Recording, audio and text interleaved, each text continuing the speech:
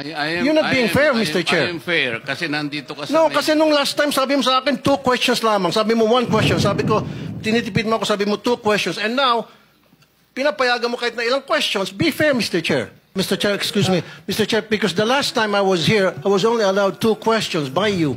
And yet, mga kasamahan ko rito, bilang respeto sa mga kasamahan ko, they were allowed na 1 to sawa. Dapat maging fair ka, Mr. Chair. Pag sinabi mong 2 questions, 2 minutes talaga, you have to stick with it.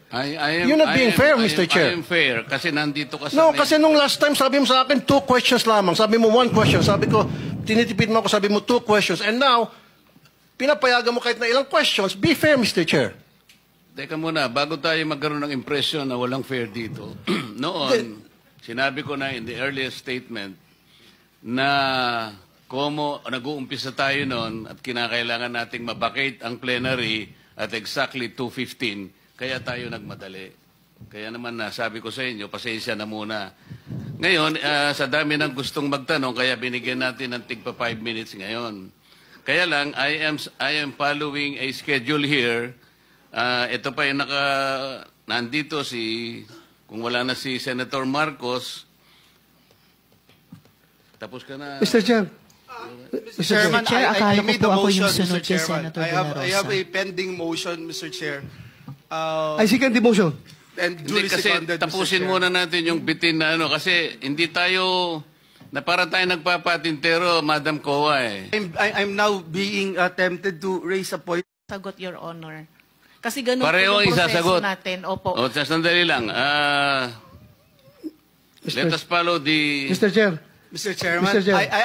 I'm now being tempted to raise a point of order, Mr. Chairman. I made a motion, duly seconded, Mr. Chairman.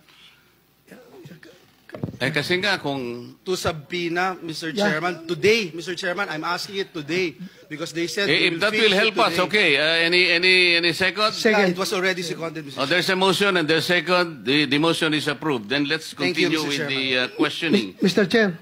Sir, kasi yung 5 minutes ko, maraming sumingit. Last na lang, isa lang. Hindi, kasi hindi na makakaano itong mga kasama natin. With the permission of Senator Tulfo. Senator Tulfo, maigsi lang. Maigsi lang. Ha? Di ba, Mr. Chair? Kasi yung sabi ng, Mr. Chair, sabi ng kuwa. Teka muna, with the permission of Senator Tulfo. Okay lang? Clarification, Mr. Chair. Akala ko po ako yung kasunod. Kayo na po ang ni susunod. Senator Kaya lang, ang Velosa. daming ayaw pang bumitaw. Hindi ho. Naghihintay naman po ako. Tinatanong ko lang po yung sequence. Salamat, Mr. And then Chair. Senator Risa. Salamat, Mr. Chair. Pagkatapos wala na si Senator Amy, Senator Rapi. Yeah. Sandali lang, ikaw na muna.